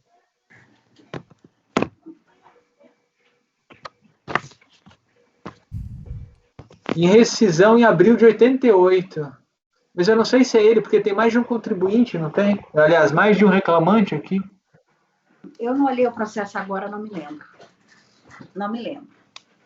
Porque se a partir da premissa de que houve rescisão, daí eu acompanho. Agora, se não houve rescisão, eu teria que analisar mais atento a situação. Teve rescisão, porque ele falou que foi de ação trabalhista. Sim, mas pode ter uma ação trabalhista para reintegrar o o dirigente sindical, afinal ele tem estabilidade. Ele pega exatamente a verba do período estabilitário, então ele não foi integrado, porque se ele não tivesse sido, ele não teria recebido essa verba. Até pode, porque ele deixou de trabalhar, então ele recebe como indenização aquele período que ele teria direito a estar trabalhando. Se ele fosse reintegrado, ele faria direito ao salário e não à indenização. Não é isso? Eu estou ficando doida? Tem natureza salarial, mas alguns podem dizer que se trata de uma indenização, mas não é. Por quê? Quando ele é reintegrado, o período que ele não lá trabalhou tem natureza salarial, mas pode-se dizer que se trata de indenização de forma imprópria. Mas aqui, hora nenhuma, ninguém falou de reintegração ao trabalho, não. Eu não li isso nos autos, não. Tá, então eu acompanho o seu voto. Pelo que eu vi, foi ação trabalhista mesmo, e ele recebeu o período estabilitário como indenização. Tá. Não, hora nenhuma, ninguém falou em reintegração. Ok. Matheus. Acompanho. Acompanho. Com a relatora. Também acompanho. Então, por unanimidade de votos, item 24, provimento parcial para excluir os 31 mil e determinar recálculo. O 25, Rejeitar as preliminares. E rejeitar as preliminares. Perfeito. Obrigada. O 25. Outro RRA, Maria Helena. Acho que esse é mais fácil. Mesmo aqui foi diferença do INSS. Recebido do INSS. Na impugnação, a recorrente só fala que eles foram recebidos referente ao período de julho de 2003 a julho de 2007 e que a tributação aconteceu no momento do recebimento. O DRJ Curitiba manteve o lançamento. Certificado do acordo.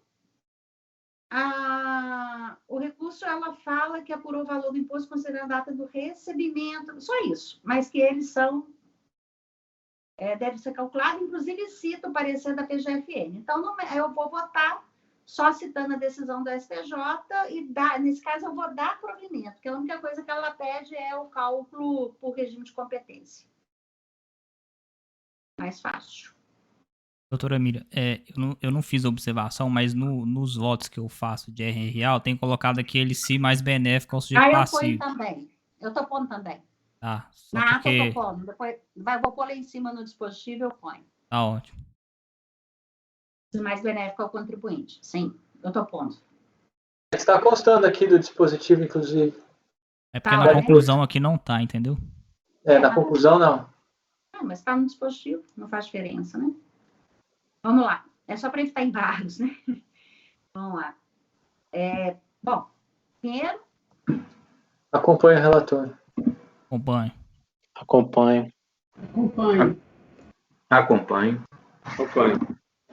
Também acompanho. Por unanimidade de votos, provimento... Aqui é dar provimento, tá? Porque a única coisa que ela pede é o recálculo. O 26, eu estou propondo uma resolução... Esse aí é mais chatinho, mas eu vou tentar resumir para vocês. É o seguinte. Foi ação trabalhista também, rendimento recebido acumuladamente, mas aqui o contribuinte ele recebeu em 2 momentos do ano. Ele recebeu em 2 momentos os valores dessa ação trabalhista. E o fiscal só considerou o último recebimento. Então, para eu apurar certinho o imposto do ano, eu preciso de uma verificação do total recebido naquele ano, não só o último recebimento. Então, eu estou resumindo para já olhar, direcionar, né? Então, o imposto imposto suplementar decorrente dos valores recebidos na ação trabalhista no valor de 146 mil. Em virtude de compensação indevida do imposto de renda retido na fonte, de 58, que foi um imposto, que foi retido referente a essa parcela. E aí consta a descrição dos fatos que os valores decorrem dos valores do recebimento da ação trabalhista.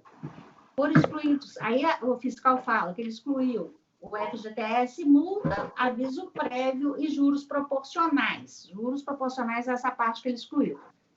O rendimento tributável representa 90% do valor bruto. Foram pagos 174 mil de honorários de advogado e calculista.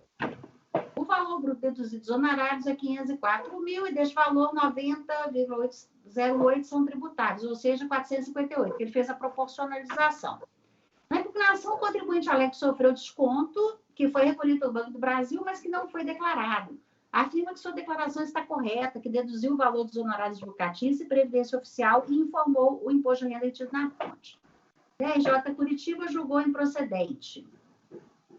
No recurso, ele fala que afirma que no acordo recorrido foi considerado indevido o imposto de renda retido na fonte 58 mil, referente à fonte pagadora Xerox, e que o valor efetivamente retido é 79 mil, não havendo divergência quanto a este último. Diz que a documentação postada é para provar que houve retenção do valor de 58.701. Informa que recebeu da Xerox valor de 215.288, referente à ação trabalhista, e a Receita apurou 226 mil, conforme notificação de lançamento. E do valor recebido, parte são honorários advocatícios, o que o imposto de renda da fonte foi de 67.200, recolhido pelo Banco do Brasil, que não foi considerado pela Receita. Aí é por causa do primeiro pagamento. Explica que o tribunal fez o recolhimento do imposto de renda da fonte e, ao invés de lançar no CNPJ da Xerox, lançou o do Banco do Brasil. Diz que sua declaração está correta, pois lançou o rendimento tributável em função das despesas com honorários advocatícios e imposto de renda na fonte. Afirma que a RFB não deduziu os honorários advocatícios e não abateu a dedução com a previdência oficial descontada na ação trabalhista. Requer seja acatar despesas com honorários advocatícios, com a previdência oficial e que se acate o imposto de renda. Por que ele fica pedindo? Porque ele sofreu mais retenção e o fiscal só considerou o segundo recebimento. Então, no voto agora, conforme relatado, os rendimentos omitidos se referem a valores recebidos decorrentes da ação trabalhista. Nos termos da petição de acordo, o contribuinte recebeu o valor de 679 mil, sendo considerado 290 mil de verbas remuneratórias e 389 mil de verbas indenizatórias, nestas inseridas os juros de mora. O imposto de renda retido na fonte a recolher é 79 mil, calculado sobre 290 mil, que é a parte considerada não indenizatória. A empresa teria ainda que recolher 69 mil de contribuição social, referente à parte da empresa, considerando o salário de contribuição de 240 mil. Nada foi descontado da contribuição previdenciária do contribuinte. Consta a informação pelo teto. Parece que ele já recebe o teto, né? As custas são por conta da empresa. Isso é o que está na ação judicial. De acordo, né? Na homologação do acordo. Nos recibos de folhas 39,40, consta que foi pago de honorários advocatícios os valores de 67.200 e 107, totalizando 174.200. Em guia de folha 21, consta o recolhimento de 79 mil de imposto de renda retido na fonte, conforme guia de levantamento de depósito, folha 23, foi levantado 600 mil. Tais valores somam 679,087. Conforme a ata de audiência, não restou discriminado o que foi considerado pelo juízo como verba remuneratória e como verba indenizatória. Homologou-se o valor total de 679 mil. Da leitura e descrição dos fatos, conforme relatado, desde que a fiscalização, diferentemente do apontado na proposta de acordo de folha 38, considerou como verbas indenizatórias os valores da FGTS, multa e aviso prévio, nos termos da legislação do imposto de renda, totalizando 40 mil. Considerou os juros moratórios proporcionais a este valor, aplicando o mesmo percentual da proposta de acordo de 67,6%, obtendo 27 mil de juros. Assim, a verba considerada indenizatória foi de 67.350, que é a soma do principal com juros. O valor representa 9,92 total recebido, portanto, 90,08 são rendimentos tributáveis. Considerou-se como tributável a parcela relativa adicional de quilometragem e os juros de mora proporcionais às verbas tributáveis. No total recebido, 679 mil foi deduzido, do total recebidos de 679 mil, foi deduzido os honorários advocatícios, 174.200, restando o valor líquido de honorários de 504.887. Sendo tributável 90,08 rendimentos honorários, apurou-se o valor tributável de 454, deduziu o honorário proporcional. Só reescrevendo o que o fiscal fez. Na DIRPF de folha 43, constam dois valores declarados como recebidos da empresa Xerox. 148 mil, com imposto de renda retido na fonte 58 mil, e 183 mil, com imposto retido na fonte 79 mil. Consta ainda uma terceira fonte pagadora sem imposto de renda retido na fonte. O rendimento total tributário foi de 334 mil e imposto na fonte 137 mil. Isso na declaração do contribuinte. O recorrente insiste na tese que sofreu retenção de 58 mil e que sua declaração está correta. A folha 15, a informação que existe DIF do Banco do Brasil em nome do contribuinte, na qual constam rendimentos tributáveis de 215 mil, imposto de renda retido de 58.700. Aparentemente, somente o documento de folha 16, conforme o documento de folha 16, a empresa Xerox também enviou o DIF com os mesmos valores. O primeiro rendimento declarado pelo contribuinte, de 148 mil, corresponde à diferença entre o rendimento tributável declarado na TIR-PF, de 215 mil, e os honorários de 67.200. O segundo rendimento declarado corresponde ao rendimento considerado no acordo como tributável, 290 mil, sobre o qual foi calculado o imposto de renda da pessoa física, e os honorários de 107. Na análise dos autos, vê-se que a folha 87 tem um levantamento de depósito de 31 de 3 de 2009 no valor de 336.102. E 20% deste valor resulta de 67.200 do advogado, conforme recibo. A folha 89, há outro levantamento do valor de 600 mil, de 9 de setembro de 2009, e o recibo de honorários no valor de 107. Também, não também 20% não, é o que está lá. Vê-se que também há duas GPS, uma de 3 de 2009 e outra de 9 de 2009. Todos os documentos se referem à ação trabalhista. Infere-se que o contribuinte reclamante, aparentemente, recebeu valores da empresa reclamada em 2 momentos. O primeiro em março e o segundo em setembro. E só este último foi considerado pela fiscalização para apuração do rendimento omitido e também do imposto retido. Diante disso, é necessário que os autos sejam baixados em diligência com as seguintes solicitações. O contribuinte seja intimado a apresentar cópia integral do processo trabalhista, com indicação de todos os valores recebidos, com indicação das folhas, relativos à referida ação. Devem ser discriminadas quais foram as verbas com os respectivos valores recebidos por ocasião do primeiro pagamento feito pela empresa, para poder separar o que é. Porque o fiscal não avaliou o primeiro pagamento, então a gente não sabe o que é indenizatório e o que não é. E ser juntados autos todas as GIFs enviadas em nome do contribuinte relativo aos rendimentos do ano calendário de 2009. A fiscalização esclareça como apurou o rendimento omitido de 146.522. Confirmando-se que houve o primeiro pagamento, conforme o levantamento do depósito por 87, no valor de 336.102, a fiscalização apresenta esclarecimentos que julgar necessário relativo às verbas recebidas e o imposto retido. E manda cientificar o contribuinte. Deu para ver aqui é que a fiscalização viu que tinha ação trabalhista, mas ela apurou o imposto considerando só o segundo rendimento. E tem o primeiro. E se a ação é a mesma e os valores todos foram recebidos no mesmo ano, eu preciso avaliar tudo. Não só o segundo. É isso. O contribuinte não apresentou documento do primeiro para a fiscalização? Deve ter apresentado, porque tem dia, por isso que eu fui fazendo esse relatório todo. Tem DIF, tem GPS, ele deu o resultado da ação trabalhista, não sei. A informação que eu tenho é que ela fala que ele omitiu o rendimento dessa ação trabalhista, só isso.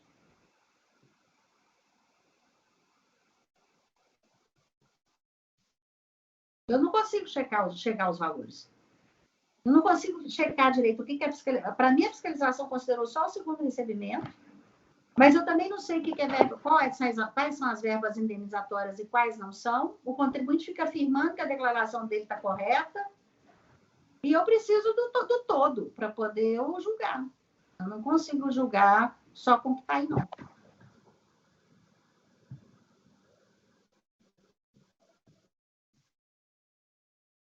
É isso.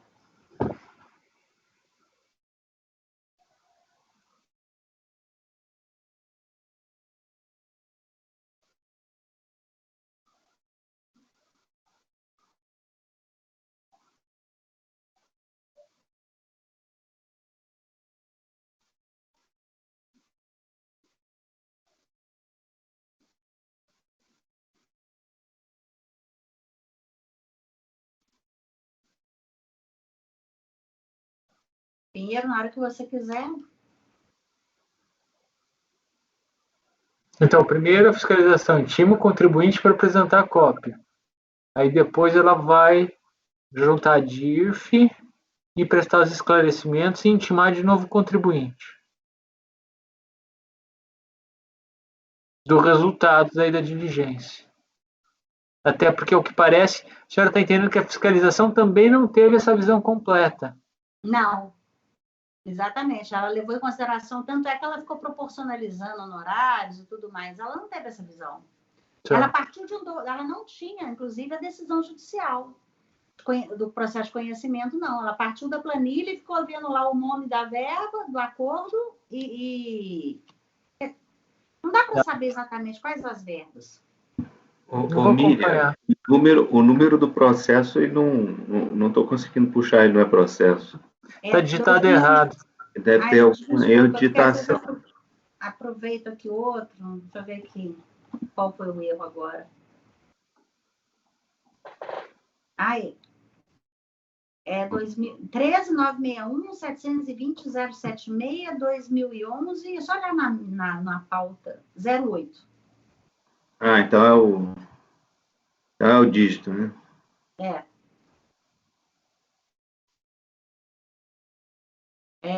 Matheus? Acompanho. Acompanho. Acompanho. Acompanho. Também acompanho. Então, por unanimidade, converteu o julgamento em diligência. Vamos ver o que vai vir depois. Eu fiquei na dúvida se eu sobrestava, porque tem juros aí, né? Tem incidência de imposto de renda sobre juros. Só que, até isso voltar, talvez a gente já vai julgar esses processos. Então, eu prefiro sobrestar na volta, se for o caso. Entendeu? Então, já faz a diligência de uma vez. Quem vai agora? Sou eu ainda? Não, Matheus. 27. Item 27, Luiz Maria Estocco, final 2011 e 17.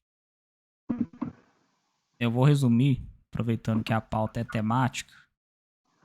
Peço licença para ir ao voto, já que eu resumo o caso eu não voto. O recurso ele é tempestivo, tomo conhecimento, mérito. De início, destaque-se o contribuinte em seu recurso. Insurge-se contra a acusação fiscal acerca dos rendimentos recebidos acumuladamente, alegando que não houve omissão de rendimentos tributáveis na sua declaração de ajuste anual 2009, tanto no que se refere-se à DIF da Fundação Atílio Francisco Xavier Fontana, como em relação à DIF da Caixa Econômica Federal. Entende, pois, que em relação aos rendimentos pagos acumuladamente em cumprimento de decisão judicial, a incidência do imposto ocorre no mês do recebimento. Em suas conclusões, entende que deve ser reconhecida a nulidade da notificação de lançamento em epígrafe. A decisão de primeira instância a esse respeito entendeu que os rendimentos recebidos acumuladamente no ano do calendário em questão são tributados na fonte no mês de seu recebimento, sujeitando-se ao ajuste anual. Tendo que a decisão de piso merece reparos pontuais, cito aqui a decisão do Supremo Tribunal Federal. Em outras palavras, afastando o regime de caixa, o Supremo Tribunal Federal acolheu o regime de competência para o cálculo mensal do imposto. A decisão ela é definitiva e deve ser reproduzida. Dessa forma, eu entendo que o imposto sobre a renda incidente sobre os rendimentos acumulados percebidos no ano calendário de 2008, informados em DIF pela Caixa Econômica Federal, deve ser apurado com base nas tabelas e alíquotas das épocas próprias a que se refiram tais rendimentos tributáveis, calculando de forma mensal e não pelo montante global pago extemporaneamente. Não há que se afastar toda a obrigação tributária, mas tão somente ajustar a base de cálculo, o que, a meu ver, não implica na inovação dos critérios utilizados para motivar o lançamento.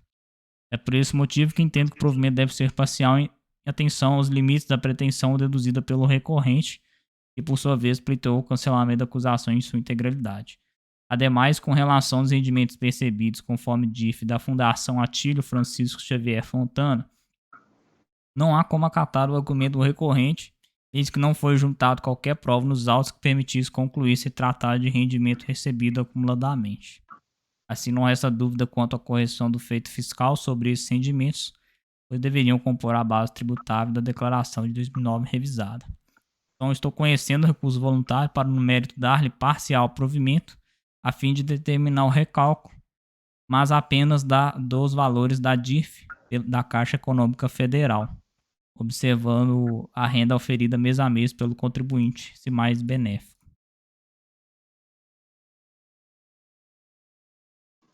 Mas então não é tudo, não. Não é tudo não. Por isso que eu coloquei aqui observação da Caixa, porque o outro ele não comprova, né, que é acumuladamente.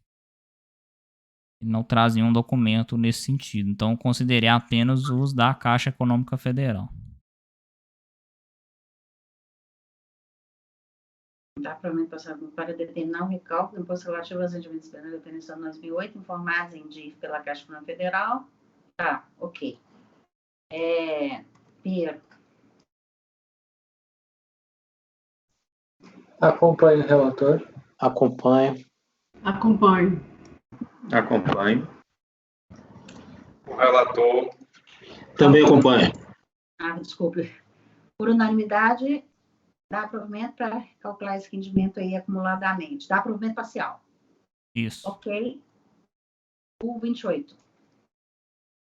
8 é Maria Santoro, final 2011, 83.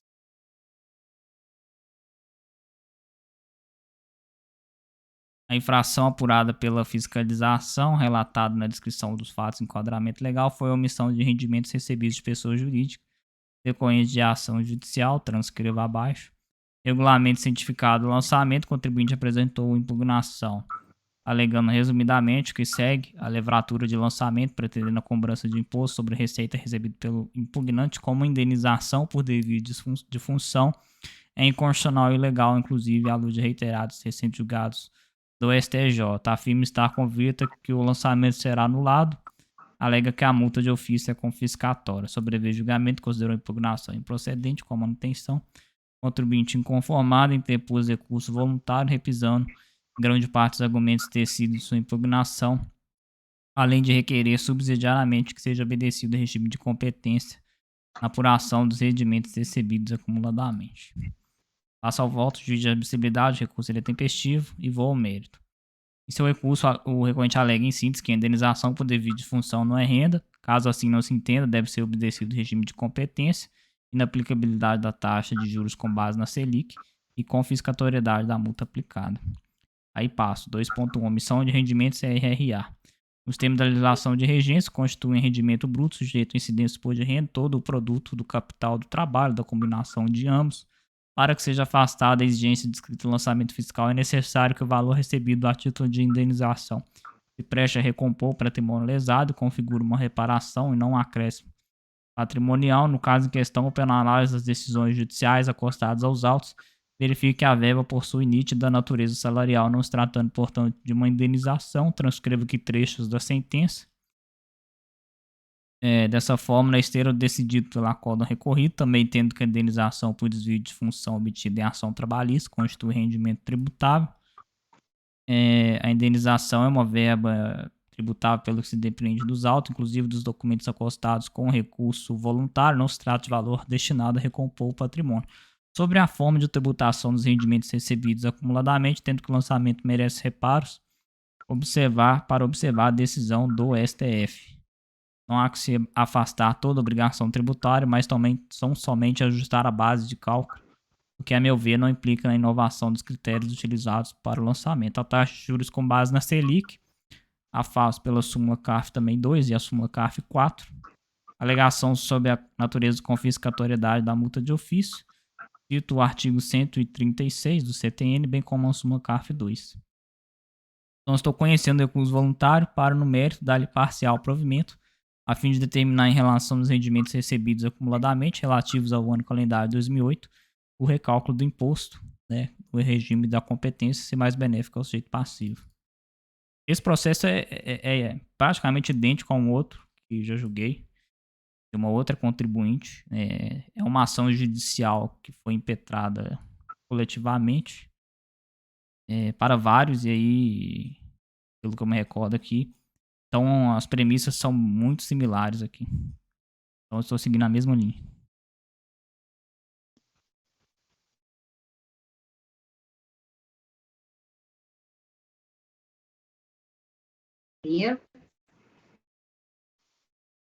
Acompanho o relator. Acompanho. Acompanho. Acompanho. Acompanho. Acompanho.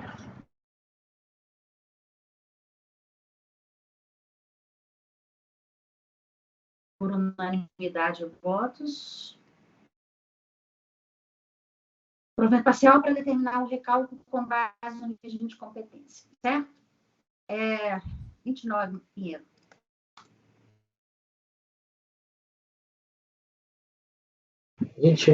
Leopoldo Menck. Esse daqui foi um processo que foi baixado em diligência, ele também versa em relação a RRA, porque o contribuinte, a DRJ, havia destacado que ele não juntou nenhum documento comprobatório das suas alegações conforme requerido. E, assim, não é possível afirmar que os rendimentos recebidos pelo interessado da fonte pagadoria INSS tenham sido pagos acumuladamente ou que incluam parcelas devidas ao 13º salário sujeitas à tributação exclusiva na fonte. Daí, com as razões recursais, o contribuinte trouxe o comprovante de rendimentos pagos e de retenção de imposto de renda retido na fonte no ano base de 2006, que pelo valor poderia que o valor iniciava, considerando-se o valor de uma aposentadoria, que certamente haveriam rendimentos recebidos acumuladamente.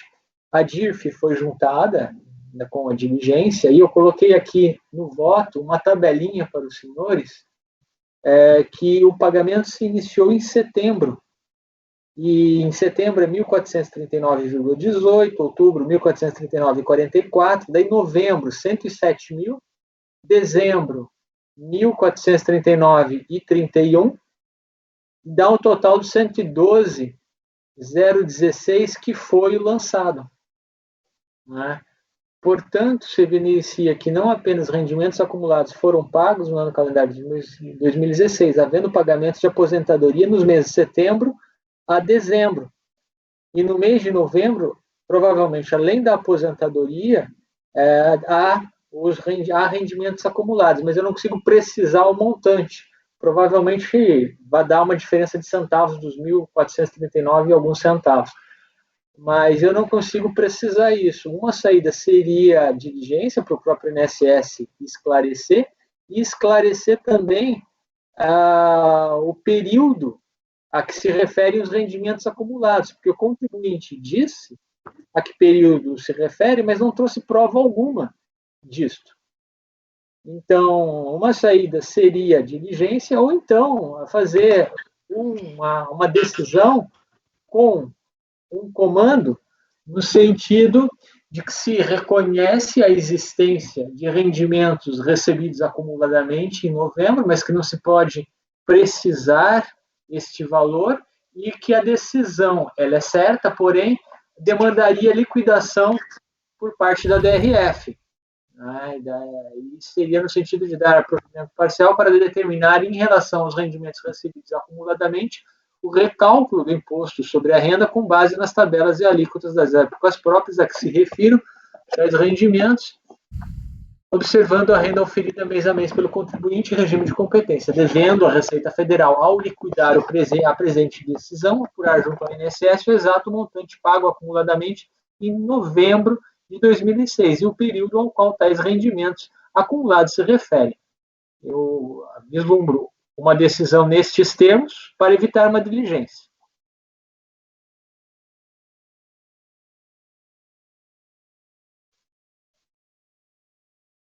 Acho que a doutora Meia congelou novamente. Voltei. Meu celular esquentou de novo. Olha lá, o termômetro. Já aconteceu isso com vocês? Eu não tenho iPhone. Já. Eu acho que ele não dá conta da reunião muito tempo, sei lá. É porque o aplicativo do Jitsi é muito pesado, então ele requer muita... Aí o processador esquenta. Nossa, que isso, que loucura. Bom, então tá, é a diligência, né, Pinheiro, que você está propondo aí? Eu acho que dá para julgar nos termos que eu coloquei aqui, né? Mas uma diligência também é possível, né? Agora, se formos indo pelo julgamento, é imprescindível colocar essa parte final, devendo a Receita Federal, ao liquidar a presente decisão, apurar junto ao INSS o exato montante pago acumuladamente em novembro de 2006 e o período ao qual tais rendimentos acumulados se referem. Para julgar de plano, isso é indispensável. Eu tive um processo que eu estava com dúvida no valor, e aí entendeu que não seria necessário, que aí durante a execução ele seria intimado a esclarecer isso aí, mas na época eu também pensava na diligência. Eu acho que nem precisa complementar, doutor Pierre, assim, em relação principalmente ao número de meses, né? A própria execução já vai fazer isso. Isso aí. Porque não é o número de meses que ele fala, é o número de meses resultante da liquidação, porque ele especifica um período lá. Daí, de certa forma, teria que se precisar isto. No contencioso ou dá para deixar para liquidação? Eu prefiro resolver no contencioso. Se tem dúvida, nós vamos resolver aqui para não dar problema. Até por isso foi o meu encaminhamento, mas como nós tivemos aquele outro caso do Dr. Matheus, tudo, eu fiz os dois aqui, mas o encaminhamento inicial aqui é pela diligência, tanto é que o restante aqui está em azul, ó, a parte do adentro, o mérito... Então, eu acho que a diligência é razoável aí. Porque na primeira diligência eu era contrário, eu até acabei acolhendo o entendimento dos demais, né, e acharam que seria suficiente essa questão da DIRF, mas o número de meses fica de fato em aberto. Até poderia se presumir aquela questão dos centavos lá, mas o número de meses eu acho que é mais complicado. Fica. Eu acho que a diligência é melhor mesmo. E junto ao INSS. O encaminhamento que... junto ao INSS, porque o contribuinte não vai apresentar e já não trouxe os documentos antes. Bom, então vamos lá? Diligência, então. Matheus? De acordo. Acompanho. Acompanho. Também acompanho. Por unanimidade, converter julgamento de diligência. Então tá, então vamos terminar agora. Nós demos conta da nossa pauta. Pinheiro vai fazer a vista de mesa e vai repensar como é que ele vai fazer aquele processo. Tem preclusão? Não tem? Eu também. Todo mundo. Pode parar a transmissão, por favor, Patrícia. Ok, presidente.